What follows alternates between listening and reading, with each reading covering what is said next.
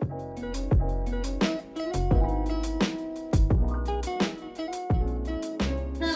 and welcome to another episode of The Jasmine T. I'm your host, Jasmine T, and we are coming to you from the Sidewalk Film Center and Cinema in Birmingham, Alabama. Tonight's host is Miss CJ Wade. So hello to the people. Hello, party people. And we're going to be recapping Bridgerton episode 4 for you guys. So The Jasmine T always brings you piping hot commentary on all of your favorite Black v Black shows. Black v Black just really means that Black people like it, okay? So if Black people approve, we'll talk about it. Drop some of your favorite seasons or, TV shows, movies in the comments because we are halfway through The Jasmine T season 1. So first of all, praise God. Okay, one day this was just an idea in my head and now you're watching it, okay? So So for season 2, I got a few things in mind, but if you will let me know what you want us to talk about, I would definitely appreciate it. Now, Fran. Yes.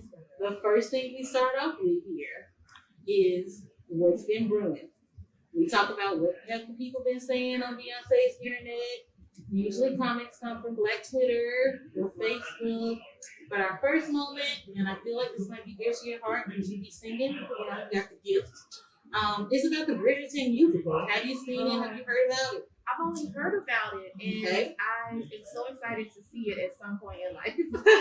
I love musicals. Musicals are awesome. I'm that person that's like, what?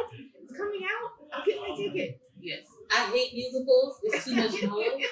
I really had to the story got to pull me in for me to appreciate a musical. Agreed. And so the Bridgerton musical lives on TikTok, number 1. So that's how Miss Abigail Barlow started it.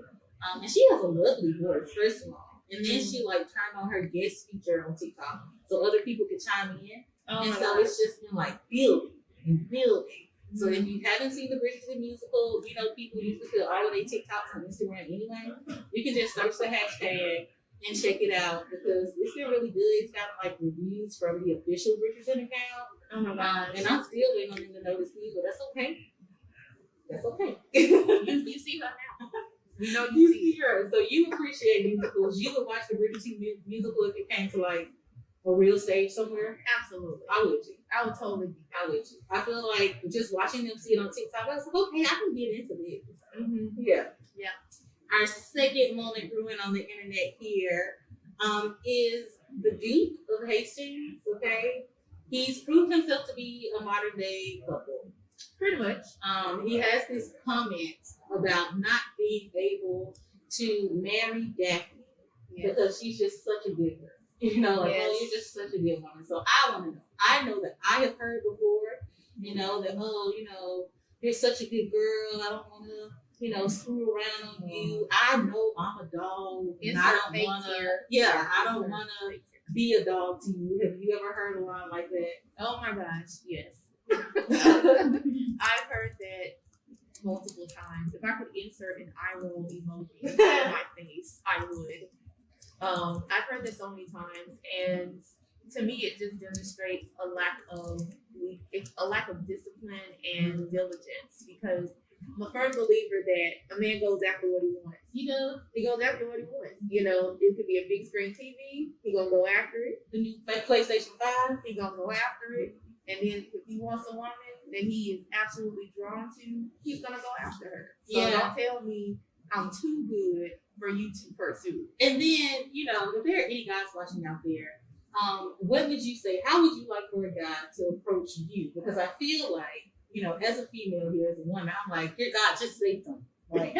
Hello. Just say the thing. Yeah. But on their end, I imagine it has to be kind of intimidating or scary. Do they need to try to be funny or, what would you like a random guy who might be here? How would he approach you when you flatter? I would say just be honest. What honest look like? I noticed you were from across the room and you grabbed my attention, or I really love your dress. A compliment. A compliment. Okay. An honest compliment. Yeah. Honest compliment to me always works. In a platonic relationship or romantic one, people can tell if you're honest and you're complimenting them. Another thing is just be honest about what you want. Yeah. Don't be playing around out here in these streets. Yes. Just say what you want. Hey, I really want to get to know you better. You know, Yeah. can we meet up Saturday and do such and such? Just be honest. Yeah, I like how you said, can we meet up on Saturday and do such and such? Because I appreciate the plan. I appreciate the thoughtfulness of you coming to me with an idea of how you would like to take me out or what you would like to do. Like, some guys will ask you out and say something like, well, what you want to do, where you want to go. Not make this decision. It's what I would like to do. Yeah. And I appreciate the consideration that sometimes is coming from you, Yeah. but then it can also sound like a cop-out. Yeah. Like, I'm just going to do whatever you want to do, and then as long as we do what I want to do later, then we good. Yeah. No. Not the case. Yeah. How would you guys like to be asked out in the comments? Whether you're a guy or a girl, how would you like someone to approach you? Now, one thing I can say about the Duke and his little, F-boy ways, Daphne's mom did say that a reformed rake, and guys, we know that a rake in Bridgerton times just means he fucks streets. Okay? Yes. So a reformed rake makes a good husband. Now, what do you think about that? Because we do have this concept amongst men sometimes that, I have to go out here, like I'm coming to America and sow my royal oats. Right. And then once I finish doing that, then I can come find me a lady, and I know there will be one waiting, and I'll settle down. So do you think a reformed rake could make a good husband? I think it is a good settlement. I think it's a good way to settle for a piece of a man or not at all. Okay, all right. Because if you're a rake, you're a rake. Again, I believe men go after what they want. So, but can the rakes be reformed? If you reform, you're not a rake. Okay, so if you reform, you are not a rake. All right, and on that note, we're moving on to number 3 because there's nothing left to be said. Bridgerton sex scenes. They're heating up. They're heating up. We're gonna delve more into this episode, about the things that are going on. But we can even look at Daphne's brothers. They have lovers. They've been doing the thing. They've been raking through the time. Yes, they have. This is typical romance novel behavior. It kind of gives me a little bit of like old school Danielle Steele kind of vibes, every now and then. And I wasn't an avid romance novel reader, but I would read some because of course technically I was too young to read them at the time. But as time progressed, it's like I feel as though their scenes are. I feel like they're steamy, but they're cultural steamy. Okay. Like they still keep the cultural like Bridgerton. Yes. Something like that. I don't feel like they're just a sex scene. I feel like they keep with the cultural integrity of what's going on. Like the undressing of the female, or even the brothel, or just to kind of put some context around it, because those things were happening. But it's not just sex; it's art. I think it is. I think it's artistically done. Okay. Because we've seen sex scenes in TV shows and movies before, but to me in Bridgerton, it goes with the storyline. I don't feel like they just threw it in there to make it sizzle. Yeah, I can see that. Yeah, that's a good point. Especially between Daphne and Simon, because it is kind of like building up. Like we see Daphne, sis wants to do it. She's like sweating and panting when he comes in. Yes. It's like when they were at the scene where it was like the boxing match. Yes. She's sitting there with the prince. With his arms. Yes. Yes. Mm-hmm. Okay. Oh, and yes. He's a nice specimen to look at. We've already established that. But she's like swooning across the room with a whole prince on her arm. Yes. Yeah, it's a lot. Yeah, which is really, kind of their devilish a little bit. Like, it is. You right there next to your friend. But see, I just feel like Daphne was embracing the spirit of Lori Hart. Okay, she said, I got options. I'm going to, make my decision. I'm going to review them. This is true. Okay, so now let's get into our piping hot moments from episode 4. And Daphne and her, options are one of the very first topics. One of the biggest moments in this episode was when the Prince of Prussia, we know that it's the Queen, Stephanie, gives Daphne this lovely diamond down necklace, okay? And one of my favorite parts about that scene is because the Queen tells her, like, give her your gift. Like, he introduces her, good morning, Daphne, how you doing? Did you sleep well? And the Queen is like, get her gift. Give her a gift. It's true. It's very true. She was quite assertive. Yes, she did. Let's get to it. No. So when I thought about that, would things like that impress you? We just talked about how you would like a guy to approach you.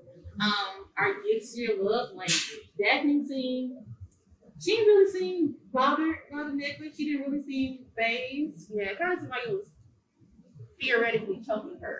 It did look little, didn't it? You know. Even when he was flipping around the necklace and then she gonna choke. Yeah, she was doing a little heavy breathing for a second. Yeah. I'm like, your icing? She was thinking about Simon. This is true. Yeah. Yeah. Oh, yeah. Would you have liked the necklace? How do you feel about gifts? Gifts are nice, but I only like gifts if they're given from the heart. I don't like gifts as a means of deflecting from something. Yeah. So you can miss me with that. I love gifts that are, hey, I saw this and this reminded me of your favorite color, or I remember last time you said that you like Disney World or something. And, you know, thoughtful gifts to me mean more than anything else. And they don't have to be expensive either. You know, like gifts that are nice to me are nice because they came from someone who is nice, that's coming from right here. Yeah. I've got a Dollar Tree gift and been like, this is great. You know, one time I got a candy bar as a gift. And I'm like, yes, candy bar. Thanks. I will take that for my chocolate craving. Appreciate that. Yes. And I've gotten jewelry, you know. So it's all about the intent behind the gift. So what are your love languages? You know your love. I do.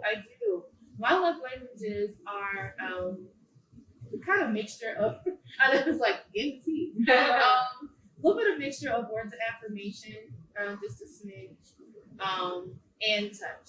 So a mixture of that and quality time. So words of affirmation and touch are kind of literally half and half. And then words quality time is number one. It's funny. So my love language, my top one is words of affirmation. Like, I mean, duh, right? I'm a writer. Yeah, this sounds like it slid over the right down. Yeah. Duh. The second one is quality time, and I think that kind of plays into like my introvertedness sometimes. Yeah. It's not that like I don't want to be around people. I just want to be around my people. You know, that like certain people. That you know, part. let's do nothing together. That's, in the same space. Yes. You know? Yes. Something like that. I keep telling people like if I want to spend time with you, that's huge. Like that's huge. I'm one of those like, hey, you know, and I think we talked about this before. Like, you know, hey, if I got an errand to run and we need to kick it, we're gonna kick it and go to CVS or something. Like we're gonna kick it. It's not about always making something big and grand. Mm-hmm.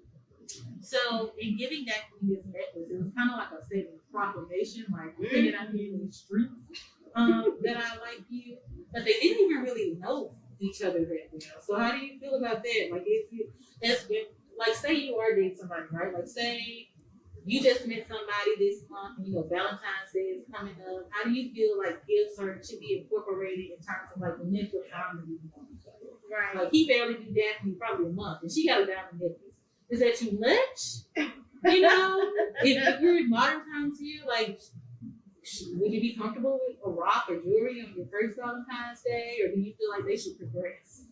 I think progression is good, but I don't think it's necessary because if you really love the person, in general, that won't matter. You know, like what if you can't give a diamond necklace every Valentine's Day? You know, at some point you may have to throttle down because y'all got to save up for a house or something. So, you know, gotta be careful with getting attached to the rocks there. But in terms of like, should it progress? I think it's a natural progression on what that person feels. So like, if someone just met me and it's been a month and the equivalent of that diamond necklace maybe it's like a Rolls Royce, I'm like, whoa, okay, thanks, but it's not necessary.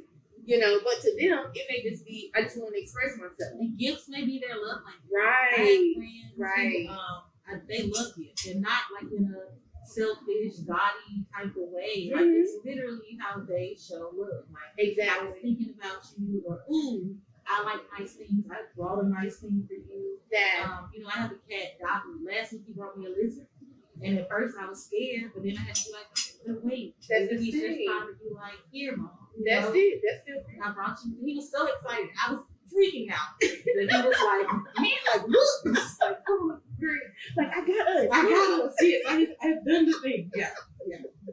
Okay. So because we know the princess is in Daphne's life here, this also causes Simon, the pastings, to kind of draw back a bit. You know, like the whole reason they're together is to bring off this scheme of who we're gonna, be together to make somebody else like her. Mm-hmm. Now that somebody else does like her, you see this friction. Yeah. In their relationship. And so now he's saying, I'm gonna leave, it's time for me to go, my job is done. Mm-hmm. Do you think well, obviously, no. But how do you feel about that? Do you feel like right?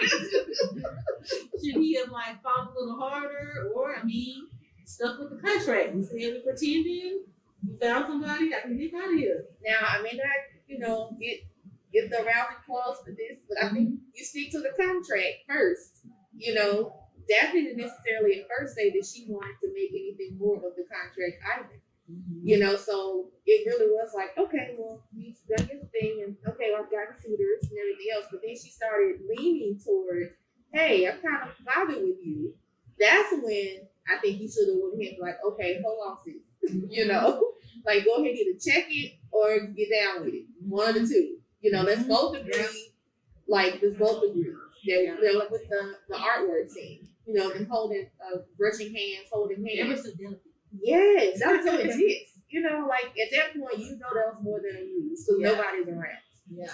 So how do people get out the friend zone though? Because right then they were pretending to be friends. How can people get out the friend zone? You gotta just be straight up. Yeah. You gotta.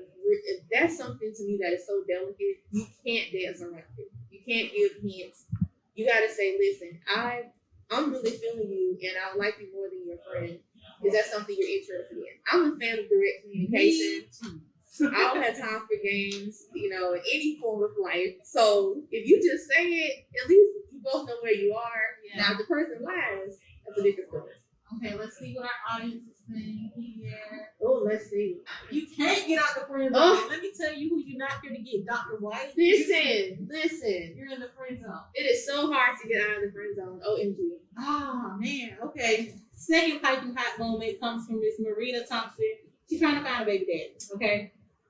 She's come here with this condition, as they keep saying. Yes, because she's pregnant. And so we see her with Lord Rutledge, who, I don't know who was freakier. Lord Burbrook, when he was trying to hit up on Daphne, or Lord Rutledge. Lord Rutledge looks like he could be Lord Burbrook's granddaddy. He looks like he could be King Koopa off of Nintendo. Yeah. I'm just saying. Yeah. And so Lady Featherington is presenting Marina to him. She can sew and she can play the piano, forte, and all that jazz. It's an option. Yes. Show me your teeth. That's what got me the most. Yes, show me your teeth. And then he said his teeth were dead soldiers. Yes. That is not. That don't make it better. So first of all, what happened to yours? What happened to yours? Where they went? And why did you feel like the next highest quality was a dead soldier's teeth? So first of all, yep. But is the dating game like that? Do we present ourselves, put ourselves out here I am a college educated, well employed, occupied woman? You should choose me. How do we get ourselves out there? I think we tend to date an image of people. Mm-hmm. And sometimes that image is what we've created of that person. And there may be red flags, and we're totally ignoring them because we have this portrait of them, and we're dating that. Or so you just gonna snatch my life live and like this, huh? Okay. Platter. So we either do that, or we tend to portray whatever the image is, and then hope that person doesn't see, the real us. So then we have to have everything tight and right and snatch perfect every single time. Because that's what we showed them the first time. Yeah, so then we feel like we have to keep it. So I think we date an image of people, and we can't help it because we're in a different society. They dated more for lineage, back then, and dowries. Yes, dowries. I had to look up what dowries were. I was like, oh, so they basically pay you to marry this woman. Wow. Yes. But it still happens. But if you look at African traditions, it's the other way around. Yes, it is. So what and Indian traditions is kind of like that too. Mm-hmm. Yep, it is. So that's why the teeth thing is such a big deal. You're literally almost like you're buying a horse. Yeah. Is she sturdy for childbearing? I'll see how she spins on the floor. Yes. I was like, oh my God. Mm-hmm. He's gross. He's definitely is. But that's why he was making up as a good ball guy. True. A good fake baby daddy because he's old. He wants the hair. He won't be asking questions about where this baby's coming from. That's true. Honestly, he looks like he might be infertile by that age. Who knows? Who knows? So, but you did make a good point. How we can fall for like the image of somebody or what we want them to be. Let's see. That Carl definitely agrees with you. So I make sure I don't say what I do. That's right. You can't be letting everybody in your business. They don't need to know where they can find you other than how we do it or whatever form of communication I've given. Yes. Especially when people like ask for your number. A lot of times I'll just take your list because I don't need you pulling me up or something like that. Yeah. If we just keep it authentic, we'll be all right. Like, I don't like, if you're going to date somebody, again, don't be dating them because of what they can do for you. Now it's transactional. Yeah. So Lady Featherington is listing off this list of like qualities and things that Marina has that would make her attractive. Mm-hmm. What do you think about people who have lists of their own? Of like, this is what I want from a guy. He got to be, 6 feet tall, 8 figures, chocolate, or whatever your preferences are. What do you think about lists? Are they like beneficial? Because you got some people, and even people in the Christian church of faith who are like, write down your wishes and pray to God about it and trust that He will bring along. Yes. How does that work? Walk around it 7 times. Yeah. Put a little stage on that. Pour some Crisco on it. Yeah. I mean, I have, again, a maybe not so popular answer for that. I think it's good to know what you want. I just don't think that you need to let it govern what God wants to do. Okay. I don't believe that at all. So many of us have had a certain life we had in our heads of how our life was going to be. And it probably changed 15 times between kindergarten and 12th grade. Definitely. So I used to want to be an astronaut. Me too. Supposed to be on this planet, y'all. I'm supposed to be in space. Oh my God. Yes. We're supposed to be up there before May 10th. But like, I feel you can know what you want. And it's okay to know what you want. Like, you want a God-fearing man. You want someone who makes above 40,000. Like, it's okay to know what you want and seek after what you want. But if God gives you, a man that is like perfect for you, because people forget that marriage is not always what you want, it's what you need. Ooh. So that person may be what you need.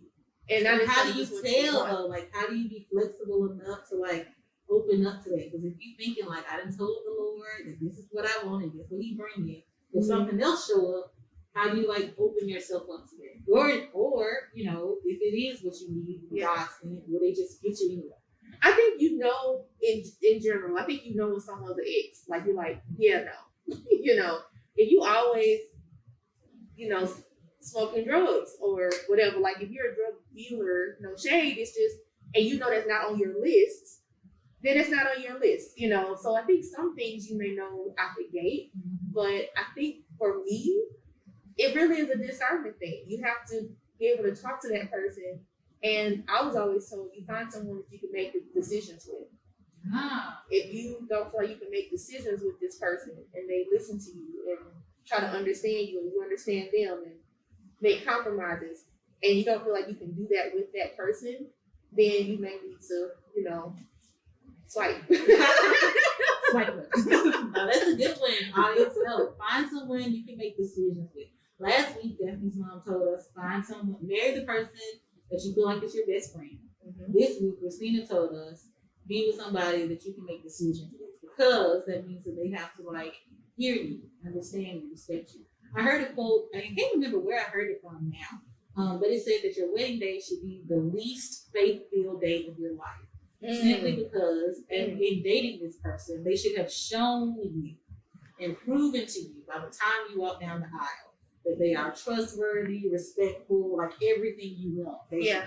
Yeah. And that just really stood out to me because, like, it just makes sense. It does. Like, oh man, I don't need to be walking down the aisle like, oh God, I hope this works, please, Lord Jesus. That's so true. You're literally choosing to walk down the aisle to be free. Ain't nobody pushing you. You're literally choosing. So that means that, if something going wrong, when you were dating, did they show you this? Did you have an opportunity to kind of swipe left in, but you didn't? Yeah. Did you have the maturity level to address things? Not maturity level. Like, stop. I didn't invite you to get a snatch. Bridgerton does that. Bridgerton makes you think about love. It does. Our third piping hot moment is when Lady Danbury was talking to Simon as he was getting ready to leave England. Yeah. And she kind of lets him know, like, hey, I'm really upset that you let Daphne slip out of your fingers like this. We wouldn't even typically have this opportunity. So the piping hot moment is the racism, little tinge of factor she's finding there. And she said that we, as in black people, she didn't say black people, but we know she did. Yes. We didn't even have these opportunities. It's because a king fell in love with a black queen, this is Queen Charlotte, that we can elevate it in society and allow the opportunity to be able to, marry somebody like Daphne, be at these balls, and, mix and mingle like we did. And so this is our first instance of like racism, or race, period. Yeah. In the show, Bridgerton was praised before coming on air for its diverse cast, and all of that. That's wonderful, beautiful to see. But this is the first time we kind of like hint at what I feel like is a real issue. And honestly, I don't feel like it got enough light. I don't feel like they delved into it enough. Yeah. But what do you think? I'm kind of mixed on this. I will say that I didn't want the show to be only about the race factor. I wanted to see the show just weave us into the story because that's how we really were in society. So I wanted it to almost be normalized that you would see a black person on screen in Victorian attire. That's what I was looking for. But again, I haven't read the books, so I gave myself a little bit of grace on that. The second thing though is I love that she did insert it in there at least, because at first I wasn't sure she was going to mention it at all. I knew that Queen Charlotte was put in there, but I was like, are they even going to verbalize it? Yeah. So it's kind of weird. Like I was like, okay, I'm glad you're saying something, but I really wasn't. I didn't want the whole show to be about it anyway, and so I was thinking, okay, well, I think they're okay. I think they could probably dive into a little bit more, but supposedly they are going to go into another relationship or something later on in season 2. Okay. And so maybe that'll grab, some more of the color factor. Yeah, that was it. I felt like I too, when I first watched it, I was like, oh yes, Black Queen, Black Simon, okay, Lady Danbury. But we were just going along and hadn't said nothing about it. So I was like, okay, this is just what it is. This is normal. That's great. So then when they said something about it, I was like, ooh. Right. But I don't know what I was wanting, but I just felt like we really thinly skimmed the surface. Yeah. And it left me wanting more. So hopefully, like I wish, because we hadn't seen any other struggle. Like maybe if we seen the Queen's story and got to see maybe like how, this came to be, did they face any opposition, what was that like, et cetera. Mm-hmm. But you're right, as a black person in America who has been dealing with all of the white foodery the past few months, it is kind of exhausting to hear like another tale of oppressed black people. So no, I didn't want Bridgerton to like be another source of that, but I do hope we get to learn more. Yeah, I agree with that. I agree. Now, this is another standout moment in that scene. The Lady Danbury tells him, like, basically love conquers all. Basically, we're here because love overcame the hatred of racism. We get to be here.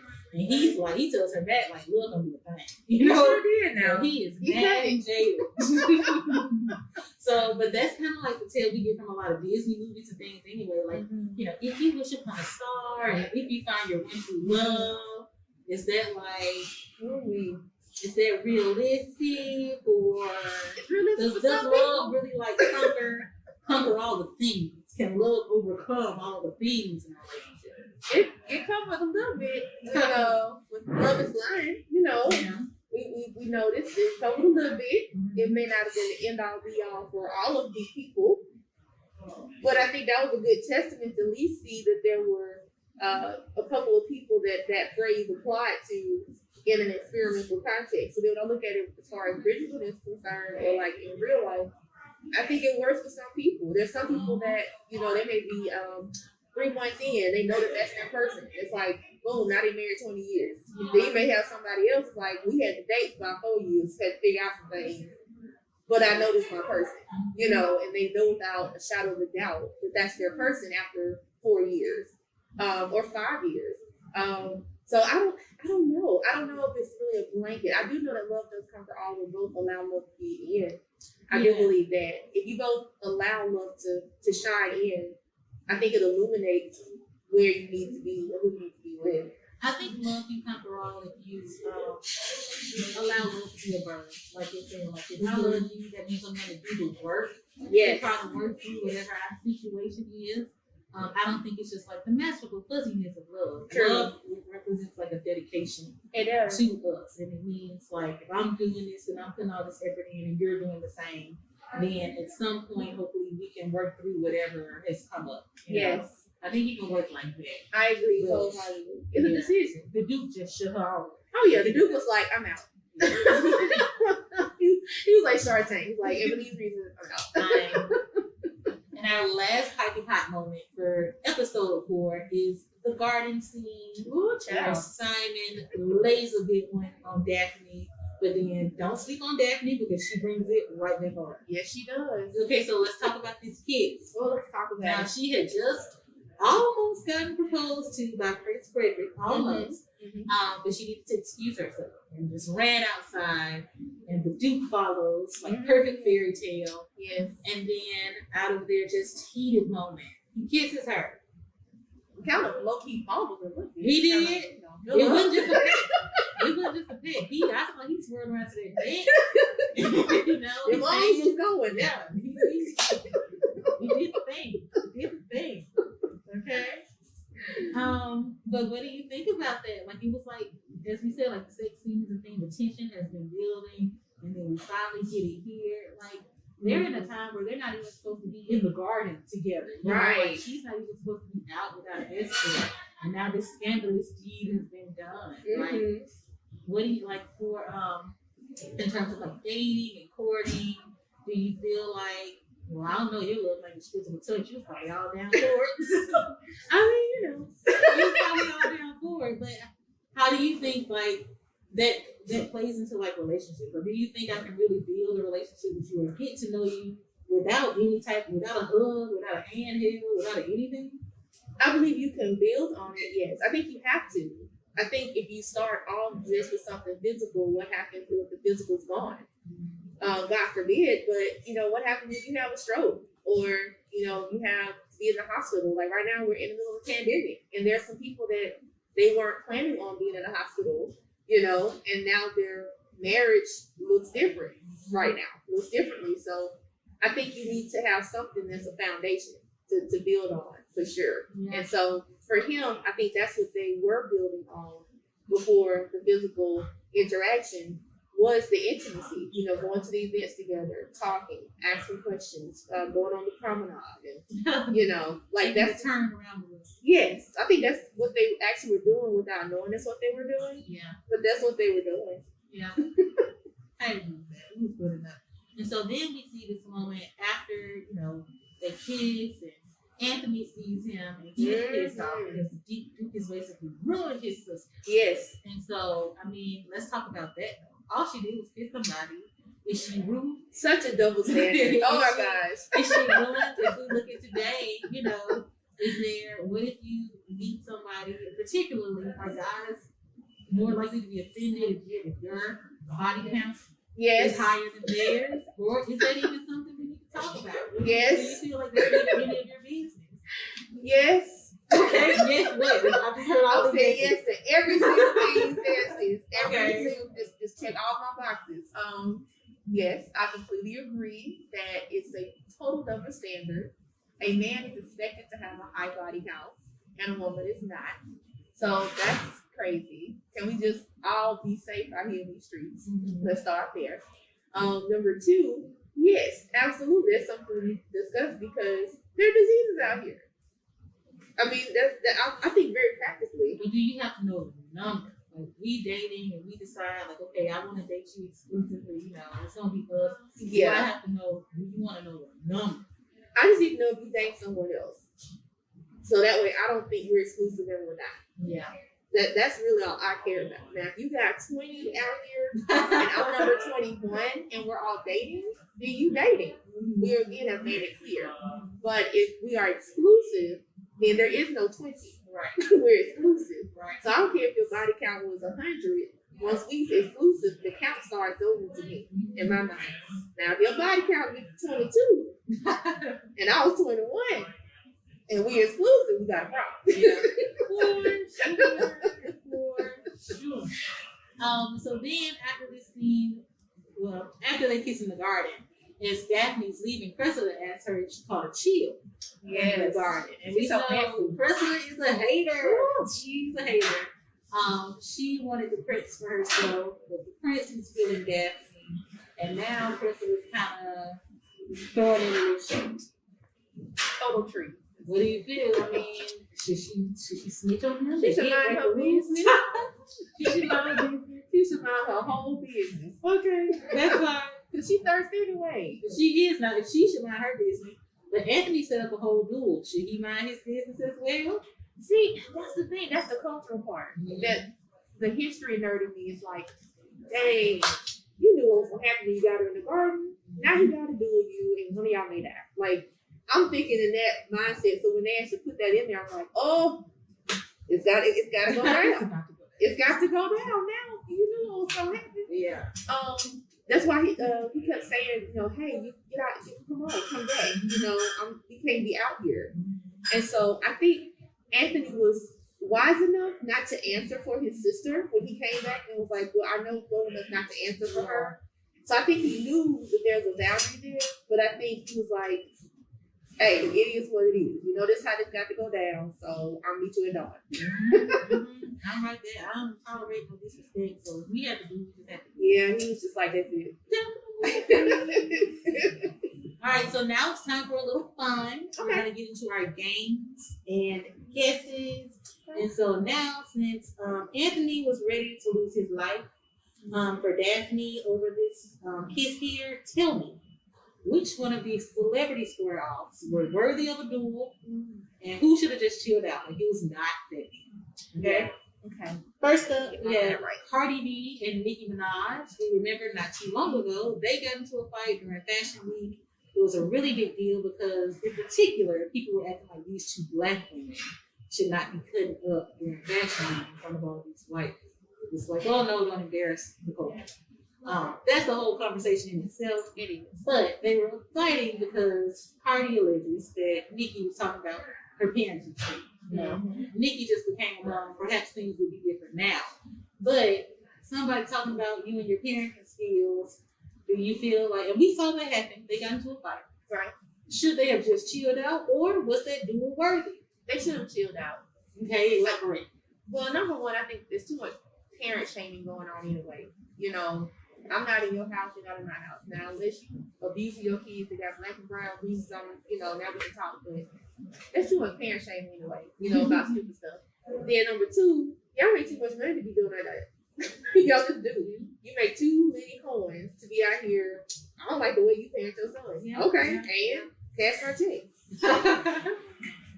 Okay, next up, what about Drake and Meek Mill? Now, we have seen some lovely diss tracks from this, okay? Lovely. But do you feel like all these shots that were taken here, there's some pretty spicy things said. Do you feel like they were duel worthy? Should they just chill out? I think they're chill out too. I do. They're in two different hemispheres in terms of their crafts. Anyway, you just need to stay in your lane. Okay, stay in your lane. Drake, you're not good. Okay, you know, even not Drake with the beard. No. So I think just stay in your lane. Again, y'all, you're both good at what you do, so just do that. You know, at the end of the day, there are plenty of people that are talking about you. It must have bothered you that particular person talking about you. So let's dive into that, and that's a solo dive that you can take yourself. Ooh, that's solo dive. Okay. Next, okay. Now this was a few, probably decades ago at this time, but when the Iraqi man threw up the shoe at George Bush. Now this is just straight disrespect. George Bush was our president. Okay, and he got a whole shoe thrown at him. We didn't start no war. We didn't send no missiles. Nobody bumped. They looked. Nobody booked back on America's time. Should we have started something or just chilled out as we did? I think we should have knuckin' and bucking. I agree. And I don't even like George. I appreciate how he smoothed over Michelle Obama. I do. But I ain't forgot what he did. So. Right. I don't think none of us, you know, they grew up really paying attention, you know, to what's going on. Yeah. So, but that was just ridiculous and disrespectful. Like, if we were over in someone else's country and did that, We would have been. Folks love killing Americans. we would have been totally dismembered or disappeared or something. So yeah, I feel like he should have at least, came out with a black eye song. Okay, the last one is probably the most infamous. okay. Pumpkin and New York for Flavor of Love. Now, they were both contestants competing for Flavor Flav. My God. But Pumpkin spit on New York. Yes, she did. In New York, somehow, Pumpkin is still alive today. Now, was that dual worthy? Should New York have put some paws on her or just she? Okay, so this is the one I had to have on. To me, that is the ultimate form of disrespect. It's for you to spit on somebody. That's horrible. But I ain't gonna lie to you. Every time I think about, the late Representative John Lewis, God rest his soul, that has been spit on multiple times. And would he be here if he had 10 fights? With the progression have really taken the journey he needed to take if he was just always in jail. Because that's what he wanted. They wanted him to stay out the picture. Yeah. I really do think about civil rights leaders every time I think about that, because I'm thinking myself, that's the ultimate form of disrespect, and I can't tell you if I would have that type of fortitude. I definitely would. I can't tell you that. Pumpkin would have to look over her shoulder today. Okay, because I would have got you then. I'm definitely coming back another time. Anytime I see you on site, and don't let me be old in the chair with my grandbaby pushing them, because they gonna know your face too, and they gonna be like, let me push you over here, grandma. So, It is what it is. Lord, they still have some work to do on me. Hey, I can't say I'm in that exact same stock, because that took a lot. That took a lot. And you make a good point. I just don't think I'm and that's okay. That's okay. I'm telling you now, I'm 50-50. So you may want to just not do it to be safe, because I don't know which one will come out. I'm not sure. No clue. I appreciate that. That will wrap up. Oh, wait, who's that? She said, first of all, Exactly. keep your body fluids to yourself. See, we're I here. And that's from a whole doctor guy. Keep your body fluids to yourself. Then do all of this over Flavor Flav. I agree with We're Spark here. Flavor Flav looks like a Bridgerton gym. I just don't get it. I don't understand why anybody would compete and get along fight over him. I think maybe it was a TV opportunity. I hope perhaps a TV opportunity, but it wouldn't work out. No, at all. It wouldn't work out. But that will wrap up this episode of The Jasmine T. Send your questions, comments, and observations to thejasminetpc@gmail.com. Keep watching us live every Thursday at 7 on Facebook, and listen to us wherever podcasts can be found. I will see you next week. Bye-bye.